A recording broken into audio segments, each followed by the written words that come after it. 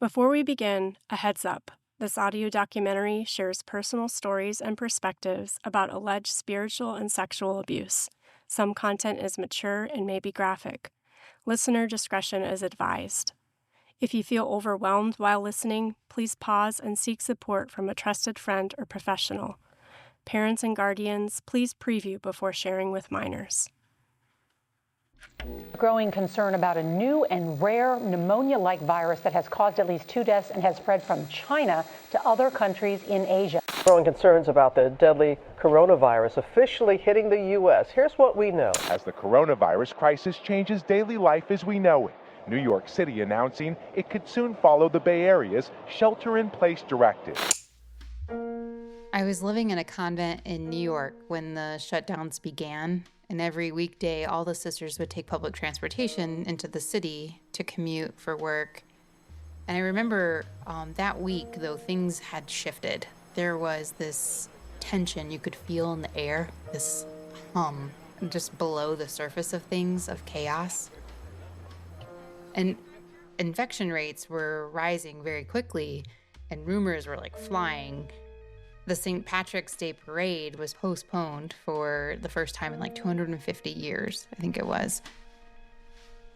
We kept going into the city for work for as long as we could, but eventually it just felt too risky to keep riding the trains and things, so we started driving instead. And I'll never forget that last day before businesses were ordered to switch to the no-contact service. A young woman came in and was visibly shaken. She asked if she could sit down. Her face was pale and her eyes were really wide. And she just said, "Sister, someone just spat on me in the subway. They called me a racial slur and told me to go back to China with my virus." So it was later that day, in the midst of all that chaos, that I got a phone call.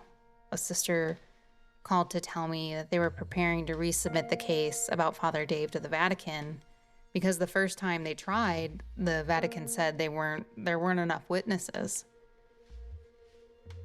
Several sisters had reported that Father Dave had acted inappropriately with them, but only one had been willing to submit formal testimony alongside Sister Teresa and Sister Judith.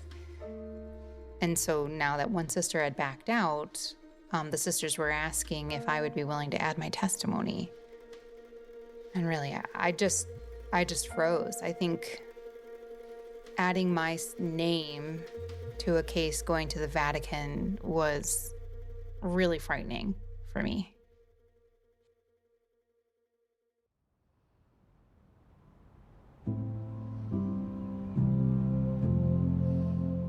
Hi everyone, this is Sister Teresa Aletheia. A few years ago, Sister Danielle Victoria and I did something brave, or something reckless, depending on who's listening. We both left the convent and began the long process of beginning a new religious community of nuns, or more technically accurate, religious sisters. We each had entered the convent more than a decade ago, but we felt God calling us to something else, to a new mission to people on the fringes of the church, especially those wounded, abused, or scandalized by members of the church. But for us, this mission wasn't abstract, it was personal. Just after we started our new community, Sister Danielle and I decided that before we began this mission, we needed to tell our own stories of abuse to protect anyone who could be harmed. In 2024, we came forward publicly to share our experiences of spiritual abuse at the hands of a trusted priest. This audio documentary delves more into our stories and the nuances and complexity of adult abuse in spiritual settings. This podcast isn't about breaking our silence. We've already shared our story publicly. It's about breaking open how spiritual abuse happens, why it so often goes unnoticed and unaddressed, and how we can begin to build communities that are more honest, more human, and more hopeful. Each of us has a role to play in this work of repair. We invite you to join us in this difficult but essential work. This audio documentary is the first major step in the mission of the Sisters of the Little Way of Beauty, Truth, and Goodness, a mission of listening and standing with people on the fringes of the church, especially those who have been wounded, abused, or scandalized by members of the church. If you would like to support our mission and projects like this, please visit sistersofthelittleway.com. In this episode, we follow Sister Danielle through her bargaining process as she comes to see that facing the truth meant confronting not just the abuse she experienced, but the context of it, the system. This isn't just about one bad priest. It's about how good people trying to do the right thing can unknowingly create the conditions for abuse to flourish. Confronting abuse always comes at a cost. Sometimes it costs everything. Survivors who have reached out to us have shared stories of losing jobs, friends, family, and in some cases being cut off from their entire faith community, simply for speaking the truth about what they endured. When the stakes are that high, facing the truth takes time. In that space of hesitation and fear, where silence feels safer than honesty, the real battle begins. Welcome to Descent into Light.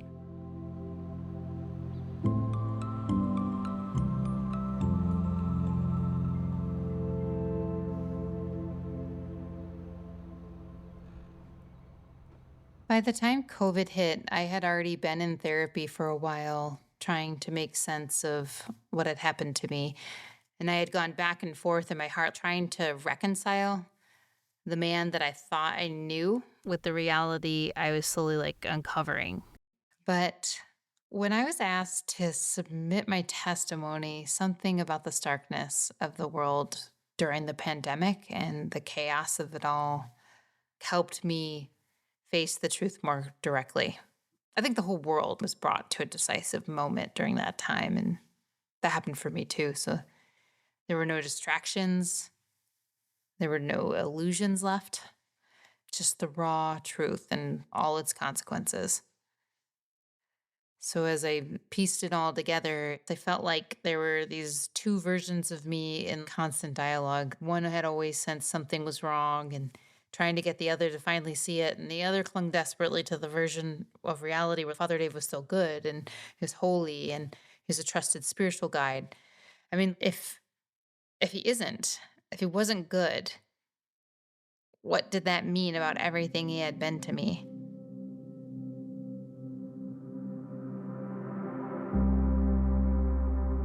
COVID was a global reckoning, a shared confrontation with our fragility. It wasn't just a public health crisis, it was a moment of revelation. In the chaos of this time, some of you may remember the image of Pope Francis alone in an empty St. Peter's Square.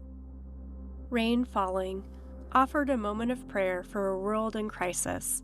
His voice echoed through the silent streets of Vatican City as he reflected on the gospel story where the disciples cry out to Jesus in the middle of a storm. He said, quote, "The storm exposes our vulnerability and uncovers those false and superfluous certainties around which we have constructed our daily schedules, our projects, our habits, and our priorities." End quote. As the world slowed to a halt, many of us were forced to face what had quietly taken over the driver's seat in our lives: comfort, reputation, productivity, politics, control. Things we thought we relied on, things we thought we needed, suddenly seemed insignificant under pressure. This collective unraveling exposed more than just systems and institutions. The storm exposed us. In the past 3 episodes, we've primarily focused on an incident of abuse, the grooming we experienced, and the perpetrator of the abuse, Father Dave. In this episode, we're going deeper. We'll be exploring the subtle impact of spiritual abuse by examining how abuse of conscience can take place.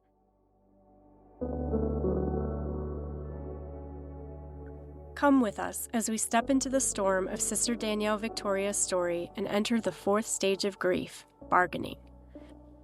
So far, we have walked through the shock of discovering the sexual abuse, the initial denial, the anger it stirred, and now we are at the stage of bargaining, the difficult discernment of what to hold on to and what to release, what was sacred, what was manipulation, what was real, what was artificial.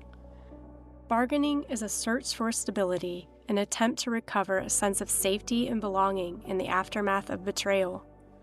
For Sister Danielle, this meant negotiating a clear way forward with her commitment to her community. Bargaining is the mental wrestling match.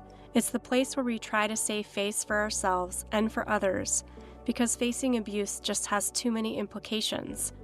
But it's also where clarity may begin to surface, where the cost of truth starts to rise into full view. And the survivor is faced with the choice of whether to keep bargaining with the past and the present, or simply begin facing what that truth really asks of them. This is where we begin today, at the edge of clarity, in the heart of the storm. This is Descent into Light. Welcome to Episode 4, Bargaining with the Storm.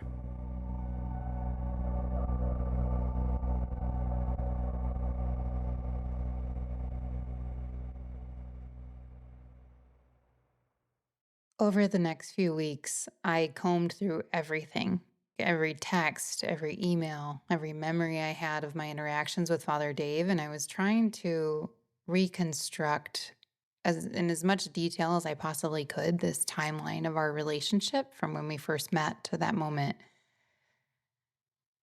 And as I reviewed each moment, I could see his flattery, his over-involvement, the blurred boundaries. And I was beginning to realize those same tactics were likely used with Sister Judith and Sister Teresa. The very gestures that I saw as affection and care in the past were now these pieces of this pattern of a strategy. And I just felt nauseous and actually like really angry. I was furious, really. From the moment I met Father Dave, he became deeply involved in my life. Before I even entered the convent, he paid for multiple flights so that I could attend discernment retreats I couldn't otherwise afford. And he wasn't a diocesan priest. He was a religious priest with vows of poverty, chastity, and obedience, just like religious sisters. So likely he would not have had his own bank account or money that personally belonged to him. Yet somehow he came up with hundreds of dollars to pay for my flights to multiple retreats with the community I eventually joined and that he himself introduced me to.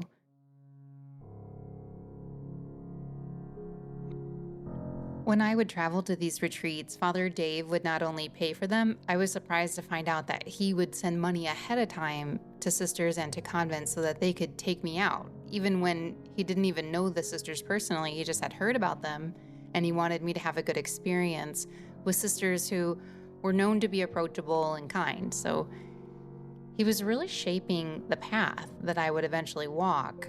And he very quickly became and was my spiritual anchor and guide. Then once I joined the community, Father Dave would tell me that he was the spiritual director of sisters in leadership positions. And he would also insinuate that he knew things about them. He'd make demeaning jokes about my superiors or sisters in charge, and when we'd be sharing together.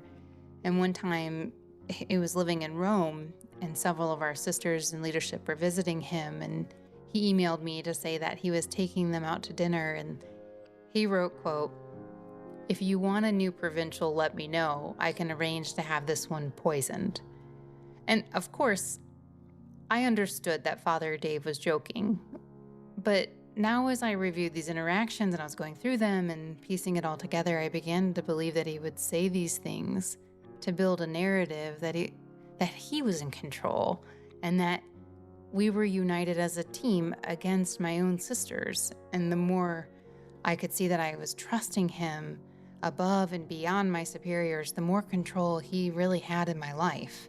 As I read through this long, detailed list of our interactions, I remember reliving the surprise I felt by his eagerness and availability to assist me in my vocational discernment, and the amount of time he gave me and his willingness and eagerness to help me. I'd go back and forth remembering how indebted I felt to him for his generosity, and then my stomach would turn seeing how much with each gift and availability of time and invitation accepted, that he had gained more and more access into my life. It took me such a long time, really, to see things as I do now. I mean, I was bargaining between my life before and my life after. But by the time I submitted my testimony to the Vatican, the truth was much clearer. In these kinds of situations, guilt and shame can become a form of bargaining. Sometimes survivors of abuse will think if we take some of the blame on ourselves, it will let us preserve the idea that the person who hurt us wasn't all bad. Maybe he or she didn't mean to. Maybe there's still something good in him.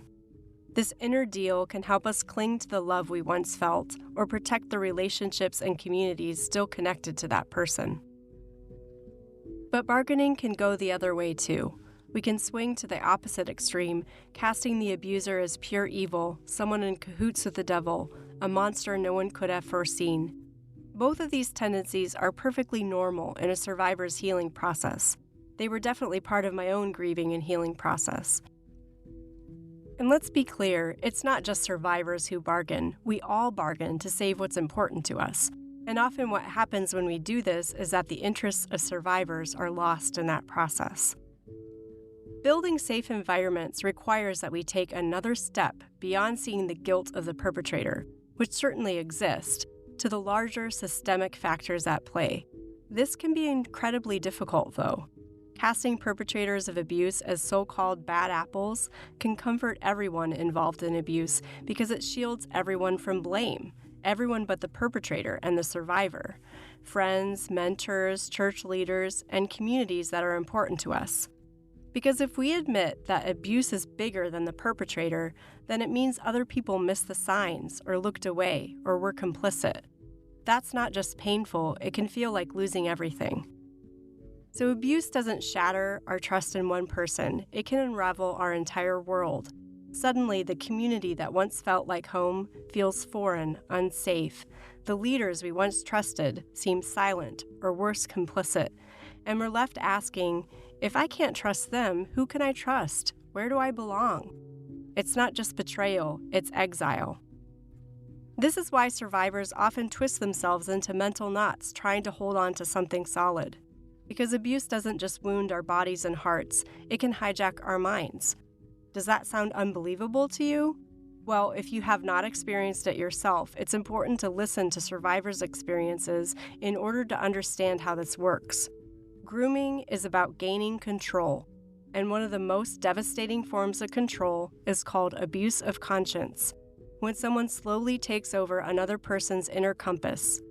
To understand how one adult can come to override another adult's sense of right and wrong, we turn to Father Samuel Fernandez, a theologian and professor at the Pontifical Catholic University of Chile, who's written extensively on the topic of spiritual abuse. There is a very close relationship between dignity, conscience, and freedom, which are characteristic of human beings.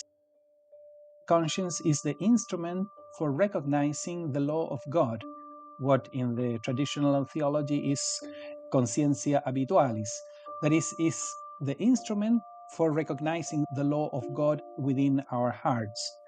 The second aspect is that conscience is an act of judgment. That is not only the instrument, but also the judgment itself that can distinguish between good and evil, that gives us the ability to distinguish and to take a choice.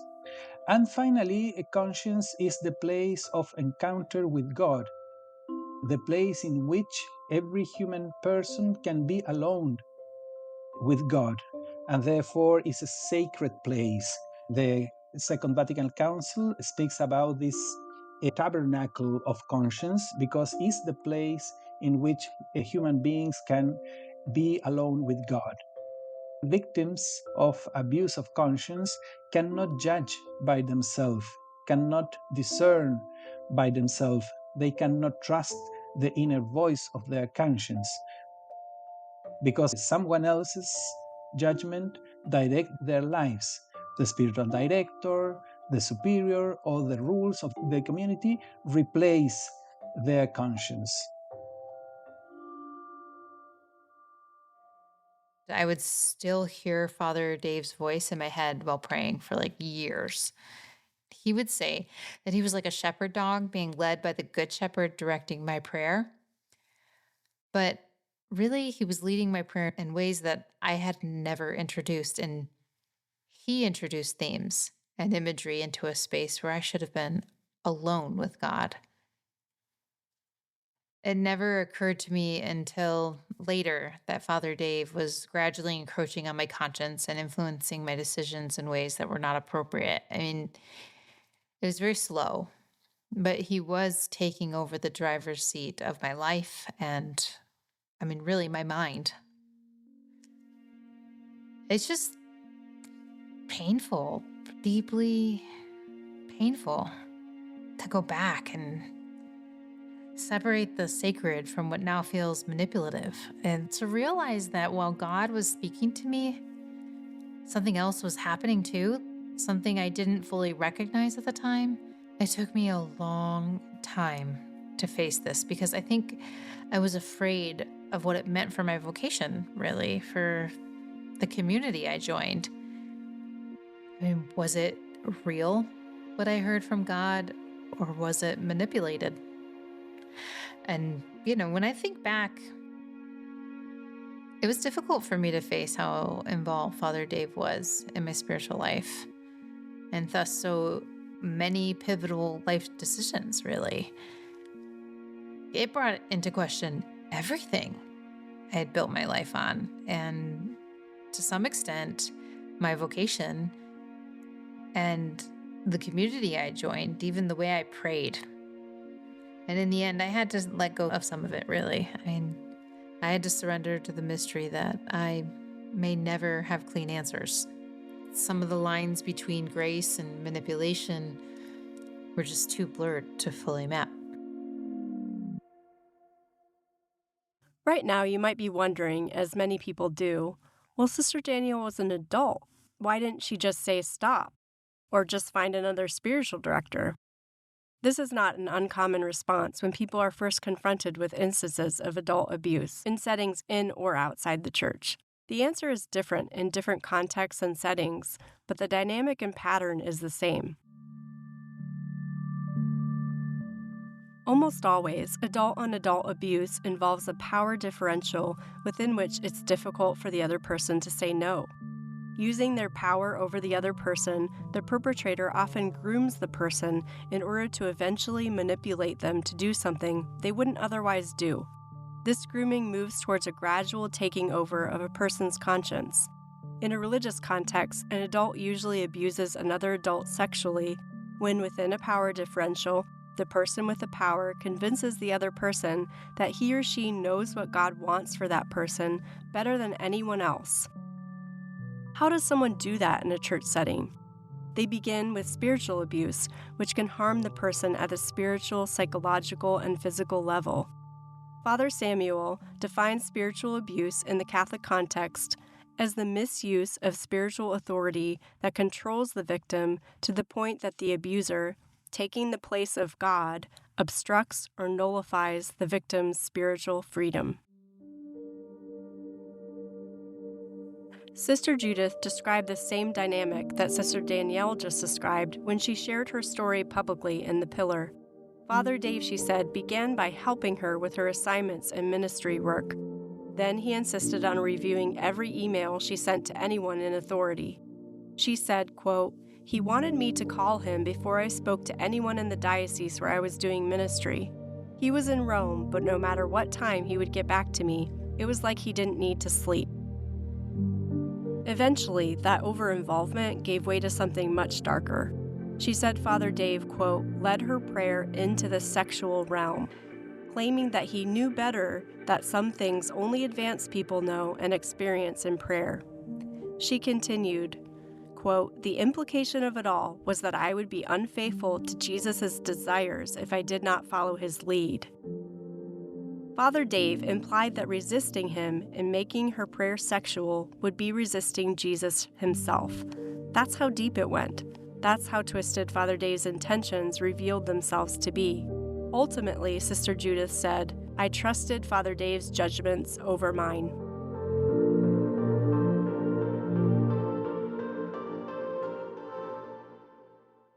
When we are dealing with adults, that is not with kids, but with adults, normally it is very difficult for the perpetrator to commit sexual abuse without having committed spiritual abuse first. Because when we are dealing with adults, first of all, the perpetrator must convince the victim that he or she is the only referent to know the will of God, and the real interpretation of the Christian moral theology is in his or her hands, and so on.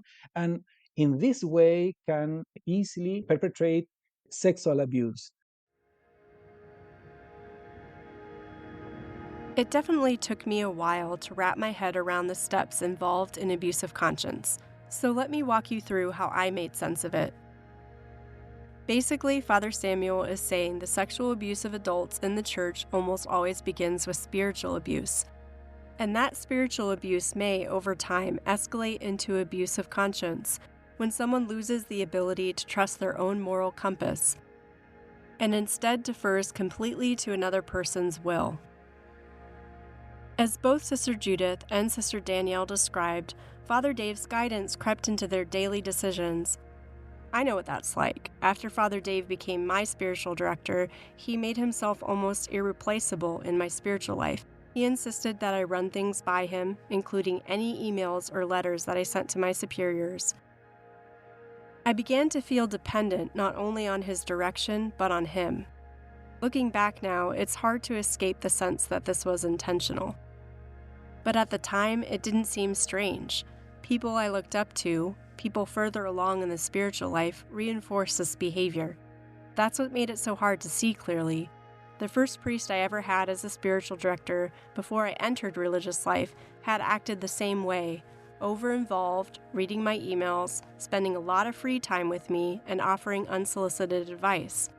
He was deeply embedded in my discernment process to the point that I now believe that it impacted my freedom in making a choice. So I'd already been taught that spiritual relationships blur proper boundaries. Father Dave just stepped into the space where boundaries should have been. I know now what these kinds of relationships should look like, but that's what makes these situations so difficult. Sometimes people with good intentions and poor boundaries can look exactly like people who are grooming someone with bad intentions. People in ministry might say to themselves, well, I'm not going to hurt this person. I care about him or her. I'm safe. So it's okay to stretch the boundaries a bit. This person needs some special attention. I can be like the presence of God to them.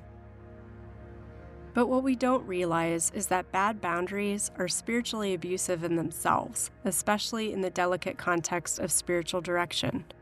Worse still, they set up a person to tolerate the same behavior from someone who has malicious intent.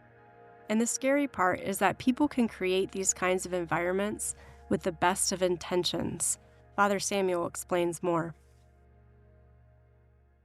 Some definitions of abuse of the conscience say that the perpetrator always is looking for a benefit, is trying to exploit the people. But I think that sometimes the very structure, the very institutional dimension of certain communities could be abusive. That is, in the sense that a very nice and good superior who understands the rule of the community in a very absolute way could hurt many sisters without trying to get a benefit for herself. It is important to study abuse of conscience in the different ecclesiastical settings. There are many common features of the abuse of conscience in the different Christian denominations. But in every denomination, there are some particular features, and these institutional features that give context and give the possibility to this kind of abuse. For example, in the Catholic setting, we have religious orders, we have religious obedience, infallibility of the Pope. We have many important institutional features that are the context in which the spiritual abuse could occur. Each kind of abuse has its own dynamics, its own warning signs. And here's the hard part. Some of the very structures and values that Catholics treasure, like religious obedience, hierarchy, and spiritual mentorship, can be twisted into tools for abuse. That doesn't mean these things are bad. They're beautiful parts of our Catholic faith. But like anything powerful, they can be misused, sometimes by people with bad intentions, and sometimes by people who truly think they're doing good. As Father Samuel explained, people committing this kind of abuse aren't always villains. Sure, some people use spiritual abuse toward their own ends, but sometimes people who spiritually abuse others are well-meaning. They're kind, pastoral. Sometimes they believe they're really helping. And that's what makes it so dangerous and complicated. Unhealthy dynamics in a community often pre-exist grooming and sexual violence. So preventing spiritual abuse isn't just about rooting out predators, it's about examining our cultures and rooting out vices that can facilitate both abuse and its cover-up. To explore this idea more, we spoke to Dr. Bernard Prusak, a professor at John Carroll University and author of 2 books on philosophy. Dr. Prusak has explored the sexual abuse scandal from a philosophical point of view. We began our interview by asking Dr. Prusak if he thought preventing abuse is just a matter of rooting out bad actors. In other words, is this just about a few bad apples? There'd have to be a lot of bad apples, right? And it'd be strange that they are behaving in much the same way. And it'd also be strange that people in authority would be responding in very much the same way all the way across, the worldwide church, right?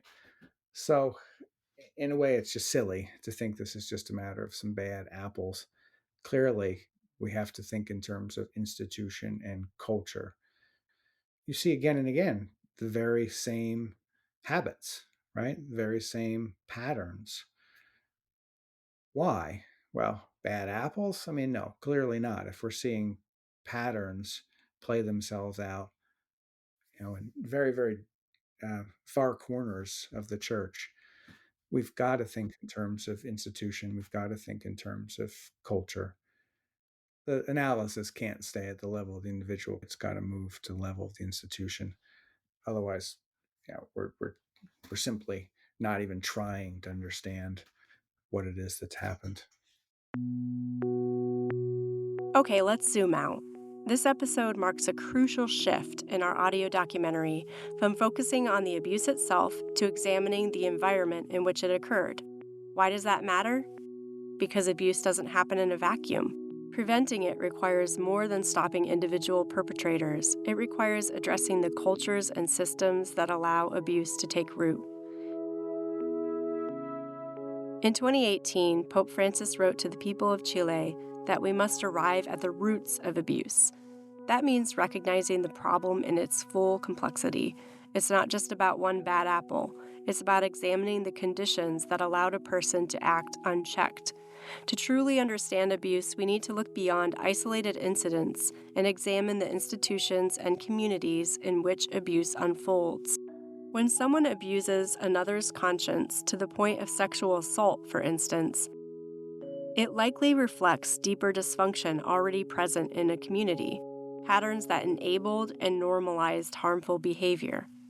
If we don't examine and address these things after abuse happens, then we're not truly interested in building a culture of abuse prevention.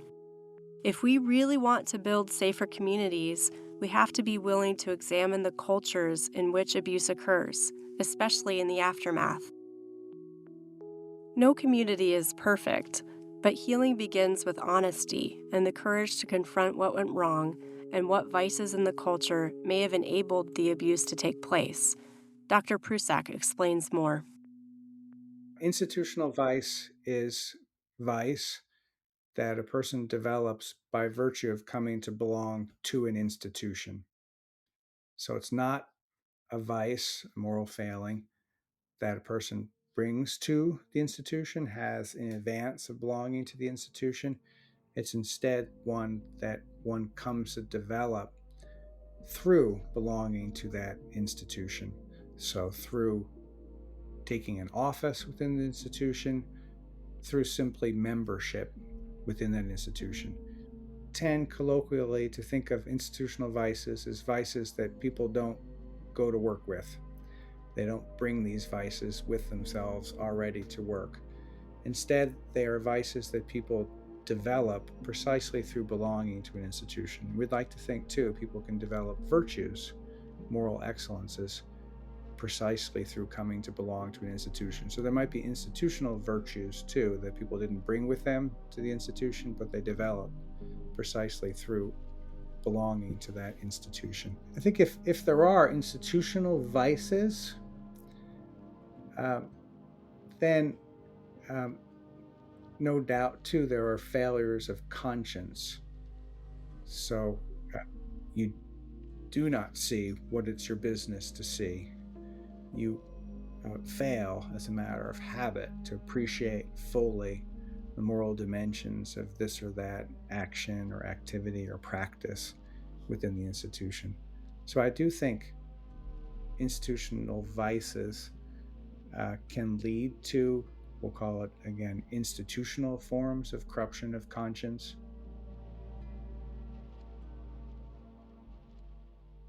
It may be hard to imagine that belonging to a religious community could harm someone's conscience, but that's exactly what Dr. Prusak is saying. Religious institutions can sometimes distort rather than form a person's moral compass. This doesn't mean all growth stops. If a culture has certain vices, someone might still genuinely grow in some virtues, yet still be misled in others. Let's look at a common pattern in the human response to abuse to explain. One institutional vice that we see over and over in cases of abuse, both in the church and outside of the church, is protection of the institution over doing what's right. We saw this clearly in the Catholic Church when bishops covered up abuse.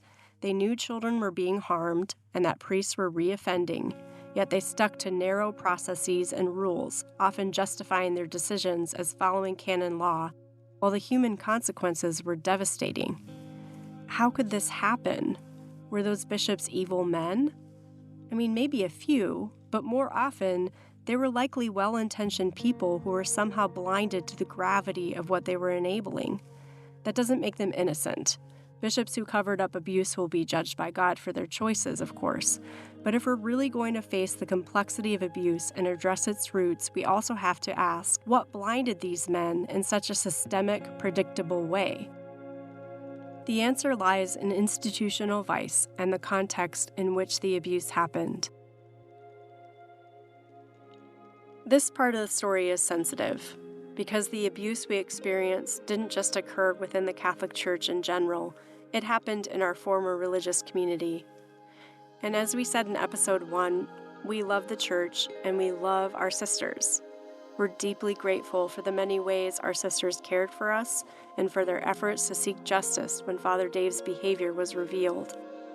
While the situation wasn't handled perfectly, they did report the abuse to the Vatican, which was a meaningful step towards seeking justice. But preventing future abuse requires more than dealing with a single perpetrator. Research shows abuse is often opportunistic. Abusers look for weaknesses in a community's culture and they exploit them. Without reflection and change, those weaknesses remain. Our love for our community and the Catholic Church compels us to ask these hard questions, not to attack, but to protect, because what happened in our former community could happen anywhere. And unless we face the patterns that allowed abuse to take root, they will repeat.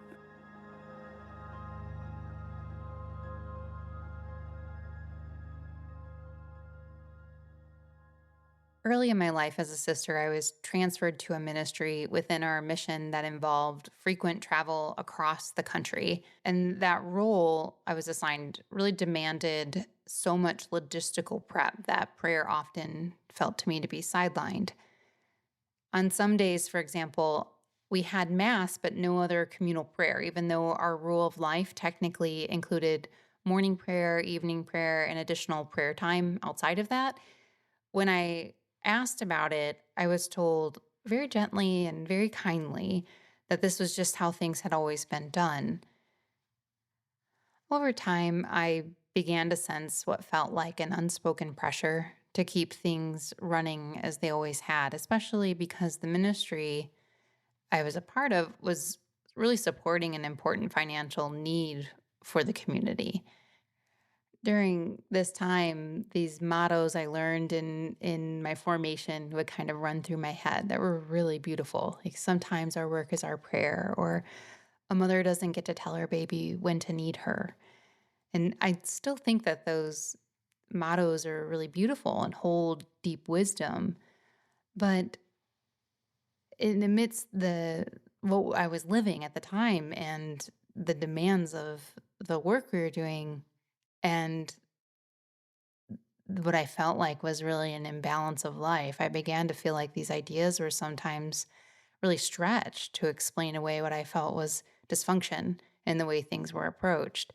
I found myself overwhelmed trying to balance my basic needs for sleep and prayer, like waking up extra early or going to bed really late to complete my prayer at the end of the day after finishing the required work for our mission.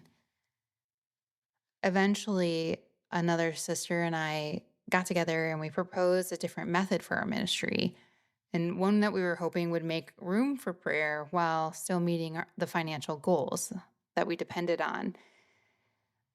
We had poured our whole hearts into this, but the response we received felt cautious and skeptical. At one point, a leader even asked me why I was so focused on money, which I mean, I have to admit was hurtful because I was surprised. All of our efforts were really towards the opposite goal.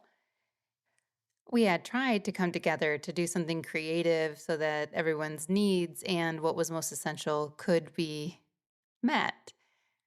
But I felt like our efforts were really misunderstood.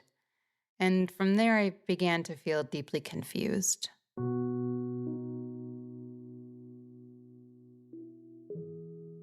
Stories like this are hard to tell, partly because the harm can be so subtle. On the surface, it may not look like much. When a religious sister is told to set aside certain practices that are normally part of religious life, even though it's included in the rule of the community, it may seem obvious. The person should follow the rule. But at the same time, members of religious communities take vows of obedience and are taught to follow the commands of their leaders. It can get really confusing. Or consider this. Imagine a religious sister is told to do something that goes against her conscience. When those two values, conscience and obedience, seem to clash, what is a person supposed to do? I once faced a situation where I was told to work every day of the week without a day of rest. Normally, if a sister worked on a Sunday, they would take another day in the week off, so I asked if I could do that, but I was told no. I remember leaving that conversation confused and unsettled.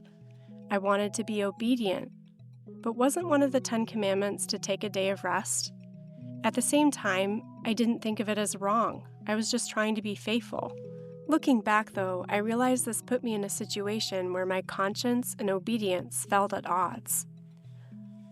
I don't believe anyone intended harm. Most people simply carry on the patterns that they themselves experienced, often assuming that this is just the way religious life works. But good intentions don't erase the impact of what happens when someone feels pressured to ignore their own conscience. That kind of experience can be confusing and disorienting. It can even be damaging over time, eroding a person's sense of self, their dignity, and their relationship with God. This is why we're highlighting the more nuanced situations of abuse of conscience. It's subtle, but it can be one of the most spiritually damaging experiences in any faith setting. When people are taught to silence their own inner sense of right and wrong in order to comply, it can create conditions where someone with harmful intent could exploit that obedience and gradually manipulate a person's conscience as a step toward sexual abuse. Dr. Prusak explains why it's so important in our religious communities and institutions to go beyond a culture of just following the rules. So sometimes people can be very conscientious, so they're great rule followers. And we might wish they were much less so, since they're conscientious, but they don't have a very lively conscience.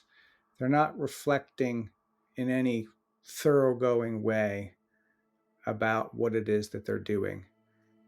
they are not accountable very often to others. They're accountable instead to the rules. They have a very third personal understanding of the moral life. It's about following these rules very strictly, very scrupulously. Sometimes that can be really inhuman. We saw this in the Holocaust with Nazi Germany. There are some key examples of this phenomenon. Very conscientious figures whom we would not describe as people of lively conscience by any means. And then we also have seen this phenomenon in the sexual abuse scandal, right? Marie Keenan's study of these abusing priests is really an excellent example. Very often very conscientious people, again, who went to confession again and again and again, but they understood morality in this very third personal way. They were not accountable to the victims. There's a nice description of conscience that I like, that it's being pulled into the world of norms. Really, it's the experience of accountability. Conscientiousness can really cut that experience short, can really truncate the kind of moral reflection that a person really ought to do. If your primary concern is to conform, lest you lose your tie to this institution, I can imagine that such a person really would be emptied out of what's really distinct or unique about him or her, and would become much more representative man or woman of the institution. So an institutional man, an institutional woman, rather than somebody who has his or her own point of view. I mean, it does seem like it would, if we're really to play this out to the extreme, it'd be a great sacrifice, I think, of individual identity and dignity. It'd be asking far too much of someone, and that person would be scary.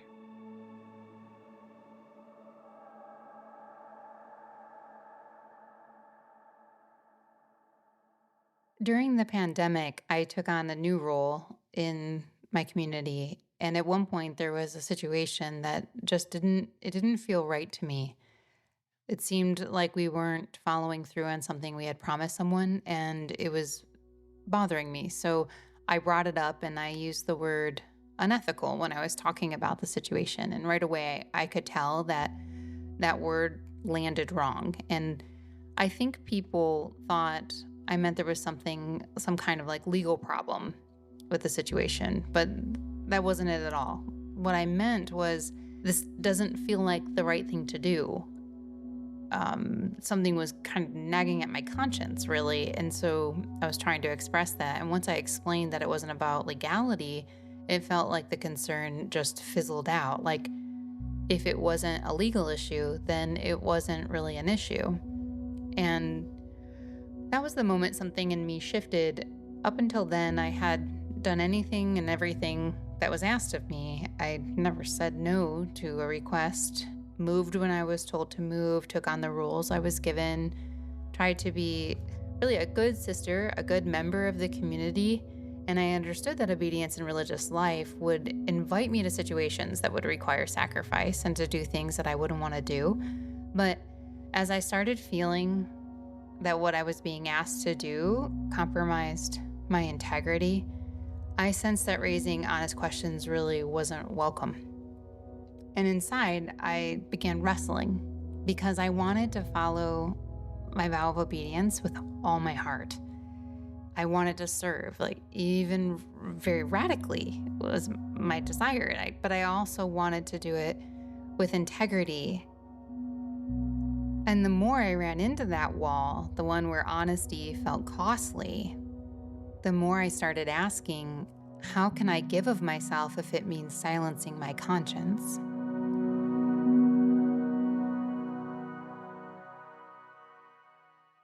So let's say there are some vices that go along with belonging to this institution. And there's some ways that the institution does things, that we do things, that you really don't agree with. Well, there's going to be a lot of pressure on you to go ahead, since after all, you're one of us, right? There's going to be a lot of pressure on you to conform. And the more people do conform, the greater that pressure is. So it can be really difficult to break away, and there can be significant costs to this disidentification. You might be looked down upon. You might be expelled from the community. You might be rebuked in various ways. When I look back at my journal and the drawings I made during that time, I can see how I was slowly reclaiming a sacred space that I had started to feel was invaded and crowded in like a storm of voices and these outside influences that led me to constantly doubt myself. There was one of my drawings that I kept returning to, Jesus asleep on the boat.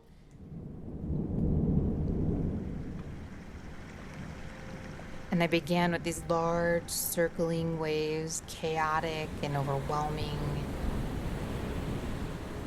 Then I placed Jesus at the center, remembering that gospel scene where the disciples are terrified and the storm threatens to kill them. They're panicking and Jesus is just asleep. I think really in my own panic during this time in my life, I was really bargaining with Jesus. I was ready to say, Jesus, wake up and still these waters. But there was nothing. And I tried again, wake up and give me answers. Silence. And I negotiated, or don't wake up, but give me peace. You're God after all. Show me a way. And finally, in a real utter loneliness of my suffering and all of that, I just demanded, do something. Do something. In my drawing, it was just Jesus, the waves and this small hand on his shoulder. And at first that hand represented fear to me, reaching out to wake up the one person who could stop this crazy storm that was so confusing for me. But the more I sat with it, the more that shifted. And that hand really started to feel less desperate. It became this point of connection to Christ's peace. It was drawing something from Jesus's calm, not just begging for rescue. And it was then that I really began to feel more grounded. And I held that peace right in the middle of all that storm. There's still a lot of resistance around me, especially as I continued to speak up and ask even harder questions in my community. But in prayer and alone with God, I started to feel a quiet encouragement that was deeply integrating and held me in the midst of all of that. Even as the tension rose around me, I knew I was not alone and that something deeper was carrying me through.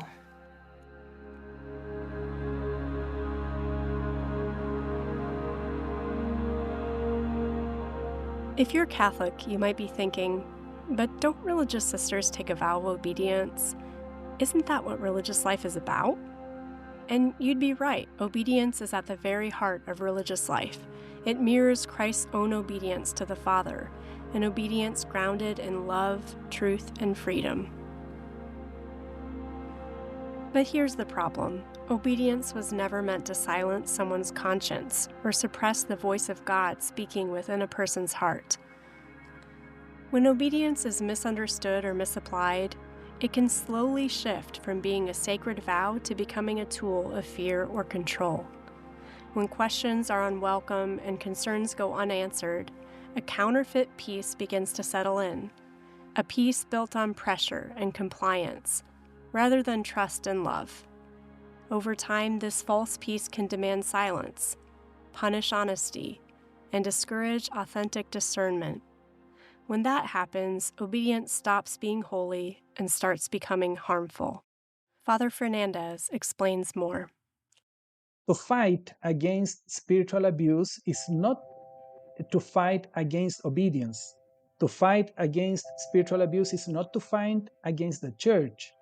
It is completely the opposite. That is, if we want to keep obedience in the church, we have to fight against abuse of conscience.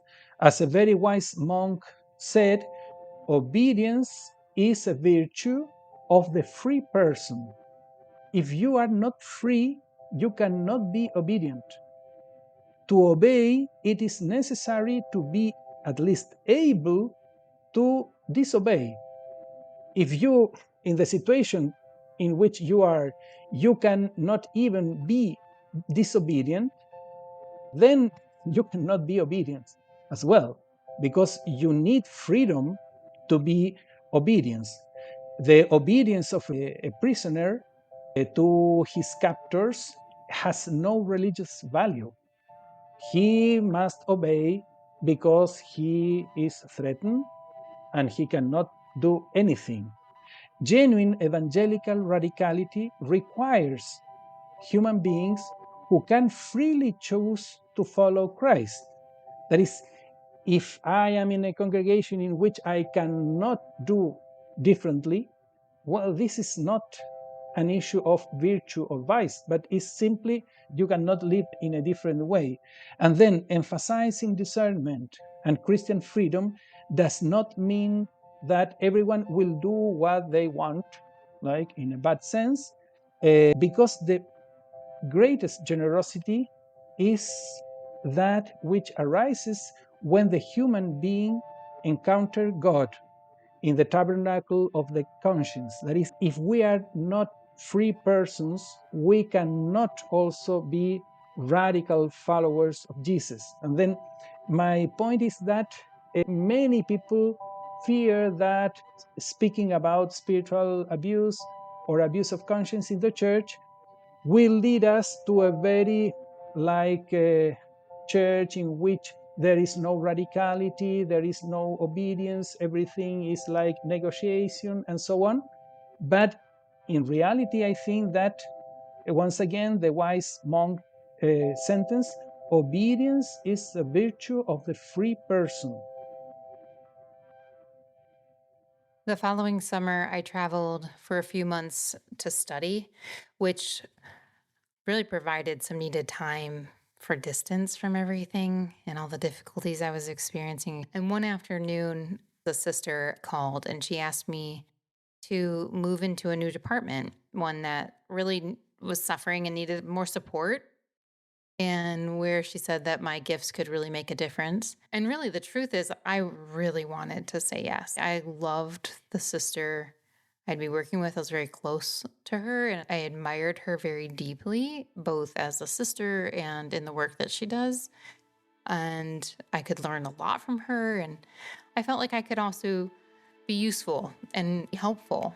But I still had that feeling in my gut and in my heart, in this conviction. And I told the sister that I still had serious concerns about integrity and about how we were treating people and about the values that we were living and not living, really.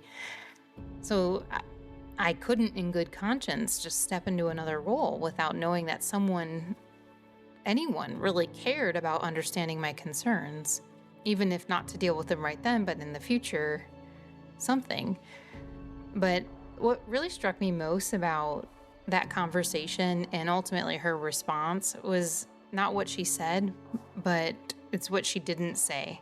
There was no real response. It was really a non-answer, no acknowledgement of my concerns, just a very gentle, warm voice, persistently pushing me to take the role despite my concerns. As if the issues that I had raised didn't even matter. And ultimately, it felt as if they weren't even real. Her message was clear to me. And she was basically saying, do this or you are welcome to leave. We do not care about your concerns. And I remember sitting there after we hung up, just asking myself very honestly, very soberly, with all the love in my heart for this community, for my vocation, for what I have felt called to this point. For the first time, I was asking, really, what does this mean for my future? While Sister Danielle Victoria was navigating her own spiritual challenges, I was preparing for a different journey, one that was about to take me deep into the heart of the church. After 12 years in religious life, I was finally heading to Italy for my year of preparation before final vows. This was the culmination of my vocational journey, the final step before making vows of chastity, poverty, and obedience to God forever, for the rest of my life. But by then, things weren't so simple anymore. My experiences had revealed patterns in both church life and community life that I hadn't wanted to see before. Things I would have lived quite peacefully without noticing. But once I had seen these things, I couldn't unsee them. Even so, I decided to board the plane to Italy to prepare for my final vows. Not out of naivety, not out of denial, but because for 12 years of discerning, praying, surrendering, every time I brought my vocation and the question of whether I should remain in this religious community before God, the answer had always been the same: stay. So I went to Italy fully expecting that the same answer would echo back once again. I was prepared to keep going, but I also knew myself. I don't make life-changing decisions lightly. This would be a time of intense prayer, a time to put everything, my calling, my pain, my hope, back on the altar one last time. What did God want from me now? Did He still want me here despite the challenges I had witnessed? I thought I knew the answer, but then, just like the saying goes, we make plans and God laughs. In Italy, I heard something different, something I wasn't ready for, something that would unravel everything I thought I had already survived and made peace with.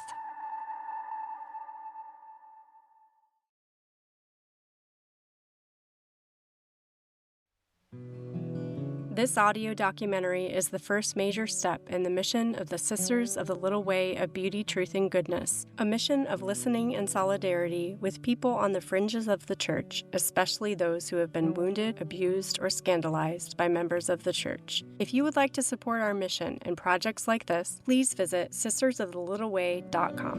When the sweat it hits the eyes, they are blinded by the stinging. When the air it leaves the lungs, that's when they keep from singing of salvation from this darkness, of the life that I am bringing with this dying body. This is my body.